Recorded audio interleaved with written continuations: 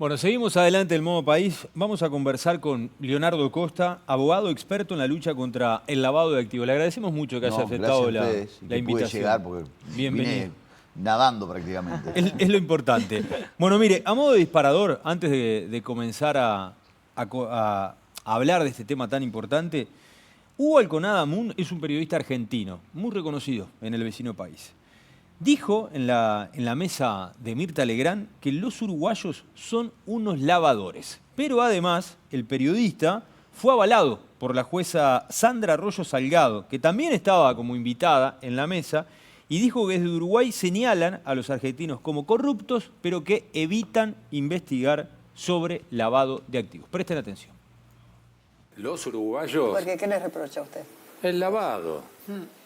No investigan nada del lavado de activos. Además, cuando pedimos. No entregan información a la Argentina. Nos pasa. Le decimos a Uruguay, le decimos a la Suiza de América del Sur. Sí. No porque haga chocolates, es porque es la gran caja de seguridad de Porque toda si la no se América van, del se Sur. van esos. Sí, bueno, Y pero digamos, donde lavan los uruguayos muchos se la pasan argentinos señalando también, a la ¿no? Argentina, ustedes son corruptos, y hay que verdad. decirle, y ustedes uruguayos son los lavadores. Bueno, cortó por eso el muchacho. El tema es que al margen de cómo cortó, estaría bueno saber si eso es cierto o no es cierto.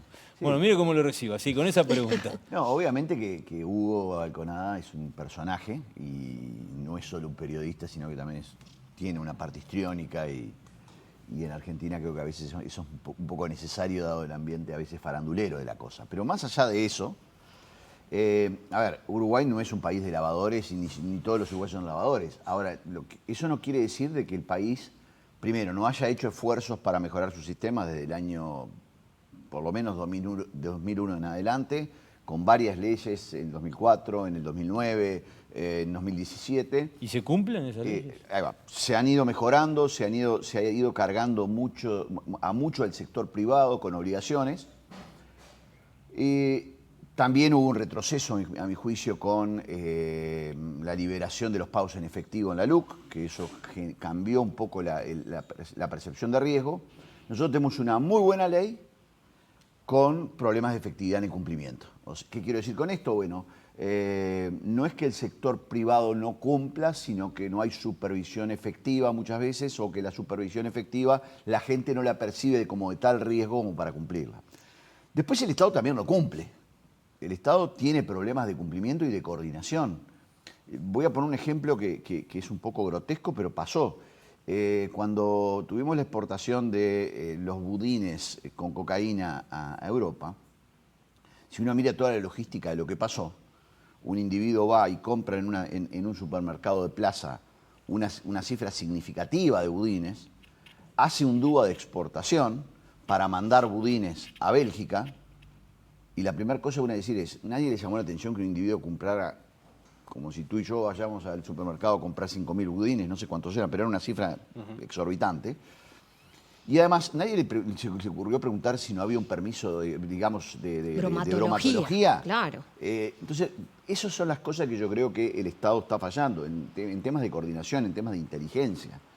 Yo no le puedo estar pidiendo de pronto a una escribanía o a una inmobiliaria y le doy toda la carga del cumplimiento si después el Estado le otorga un permiso de residencia a Moravito. ¿Qué quiero decir con esto? No es que sea culpa de este gobierno, ni del anterior, ni del futuro. Lo que me parece es que el Uruguay tiene esa cosa que es muy uruguaya, que es las leyes son fantásticas, pero después en el cumplimiento de las leyes fallamos. Y para que no fallemos en el cumplimiento de las leyes se requiere una cosa que es básica, presupuesto. Si yo a la CENACLAF y a Jorge Chediak le digo, encárguese de todo y no le doy funcionario, no le doy dinero, no le doy músculo, por muy buen funcionario, y creo que lo es, y un hombre honesto que creo que lo es, e inteligente lo es, no puede hacerlo. O sea, los esfuerzos esos titánicos existen, pero se dan una vez cada tanto. Leonardo, tenemos varios puntos acá. Por un lado, Ricardo Gil, un referente, Gil Iribarne, en este tema, que fue expresidente de la Junta de Transparencia y Ética, la JUTEP.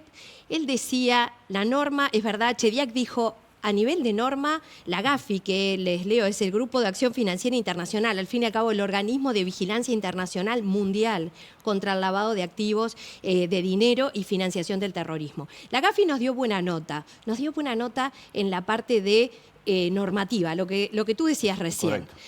Ricardo Gil dice lo mismo, dice, pero ¿qué sucede? Si aumentó el narcotráfico, si aumentaron los crímenes, si aumenta la cantidad de personas privadas de libertad por este tema, necesariamente tuvo que haber aumentado el lavado de activos. Entonces no hay, lo que tú dabas a entrever hay una falta de percepción del riesgo. Lo decía él, pero luego también cuando vamos a que esta buena nota que nos dio la GAFI, o el GAFI, el grupo, luego vamos a lo que son los resultados inmediatos, que es otro test que sacó a partir exactamente del 2009 y que habla de la efectividad. Entonces, nos dio buena nota en la mitad de la evaluación. En la otra mitad salimos muy mal parados. Totalmente de acuerdo. ¿Me puede decir, nos puede contar, Leonardo, en qué salimos mal parados? ¿Qué nos observó? Y ahí, si vamos, de hecho, al informe que tenemos en la propia Senaclaft, podemos entrar y mirar. Hay muchos puntos. ¿Cuáles son los más importantes que podríamos resolver rápidamente? Porque hasta el 2030 no hay de vuelta de evaluación, nos podemos achanchar. Yo diría que el principal problema que tenemos es la falta de casos judiciales. Del 2019 a la fecha hay 6 casos de lavado significativo. Después hay un caso que no quiero minimizarlo porque es lavado del fin, pero es un caso de un funcionario de Intendencia de Florida que no es el grueso del problema del crimen organizado.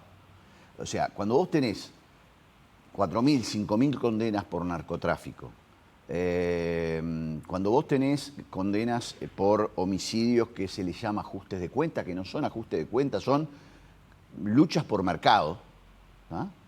Te mato para conseguir ese mercado y eso es por plata, y no tenés casos de lavado, es porque hay algo que funciona mal. Y cuando vos, y con todo el respeto lo digo, cuando el fiscal antilavado, Enrique Rodríguez, dice, en Uruguay el tema del lavado no es tan importante, si yo no hago la conexión con el delito precedente, es decir, con la conducta delictiva precedente, que en este caso, en Uruguay claramente es el caso de extorsión, narcotráfico, corrupción y trata de personas, que son, yo te diría que, bueno, contrabando y, si quiero, falsificación de otro tipo y estafa. Cuando uno mira las estafas que hay hoy en día, eso también es lavado. El ciberdelito. El ciberdelito. Entonces, cuando uno ve eso y vos no tenés condenas consecuentemente en lavado, es porque en realidad lo que te está faltando es decir, bueno, tengo la norma y cómo la persigo. Y ese es una gran falla del sistema. Otro ejemplo que también pongo, hasta hace un tiempo el Banco Central, como supervisaba a las entidades, sobre todo del mercado de valores y de bancos, lo supervisaba, por un lado, en los riesgos generales, riesgos de crédito, riesgo operativo, y tenía una supervisión específica de lavado. Ahora, lavado es un riesgo más. Entonces, cuando uno ve las inspecciones del Banco Central, y esto es para mejorar, no es para criticar, uno ve que el tema lavado no es un tema central. Y realmente, cuando uno escucha al CONADA decir, bueno, gran parte de los dineros que salen de Argentina tiene algo así como 230 millones mil millones de dólares fuera de Argentina. ¿Ah? Parte de todos esos dineros no es que estén en Uruguay, porque en Uruguay, en el Banco Central no hay más de 4.000 millones de dólares de no residentes, 5.000 si querés. Es la caja chica. Pero muchos de esos dineros pasan a través de instituciones que después van a Estados Unidos, donde realmente se lava el dinero. ¿Ah? Porque si uno dice, en todas partes del mundo existe carteles. ¿Y en el lugar donde se consume no existen carteles? ¿Y en el lugar donde se consume no se lava dinero? Porque el gran consumidor es Europa y Estados Unidos, los grandes mercados consumidores. Entonces, cuando uno mira todo eso, decís, obvio, cada cual tiene que hacer sus esfuerzos, eso no hay duda. Ahora, los esfuerzos, y esta es una gran crítica al sistema antilavado, han sido muchas veces en vano. ¿Por qué? Porque si yo tengo pocos reportes y los reportes que tengo no llegan a la justicia, bueno, hay algo en el sistema que no está funcionando y esa es la efectividad. ¿Cómo hacer para cambiar eso? Porque en definitiva... ¿Ahí puede estar metida la corrupción? Yo creo que la desidia en Uruguay es el principal problema que tenemos. Y no lo digo como desidia en el sentido... ¿Quizá por falta de conocimiento? Por falta de conocimiento, por falta de presupuesto, porque las oficinas no se hablan. ¿Corrupción no? o sea, para decir que uno no puede descartar esa corrupción. Claro, Por frente supuesto, al crecimiento de los delitos. Por supuesto que corrupción tiene que haber, sobre todo en los mandos más bajos quizás. Pero yo no lo puedo afirmar de la forma que sí puedo afirmar esto otro, porque esto sí es un dato fuerte y real. Está claro que en Uruguay tenemos problemas de coordinación. Si tú tenés, y voy a poner un ejemplo que justamente a raíz de un caso inmobiliario estos días, le otorgás una gran franquicia tributaria de 40 millones de dólares a un emprendimiento inmobiliario, que termina en un concurso que probablemente no sea solo concurso voluntario. ¿Ah? Estoy hablando del caso de Balsa y Asociados. Y le diste esa exoneración, ¿no le preguntaste cómo iba a fondearse? Claro. Porque muchas veces son esquemas piramidales que terminan siendo una estafa. Entonces, yo creo que eso es lo que le falta inteligencia al sistema, le falta que no sea solo la CENACLAF que hace sus esfuerzos, sino que desde el punto de vista de la inteligencia del Estado esto forme parte de una política de seguridad. No, y además que hay un tema que a veces las inversiones extranjeras, digamos, los capitales que vienen del extranjero pueden considerar que Uruguay es un país atractivo en ese sentido, pero también hay que ver si no es ilegítimo el ingreso, ¿no? ¿Cuál es la fuente, digamos, ahí? Pero es bueno tu ejemplo y tu pregunta por lo siguiente. Si yo digo Uruguay es un país logístico, como lo es, Uruguay tiene un puerto rápido y ágil y etcétera, y Uruguay no tiene los controles. Si yo soy un narcotraficante, digo, ¿por dónde la saco?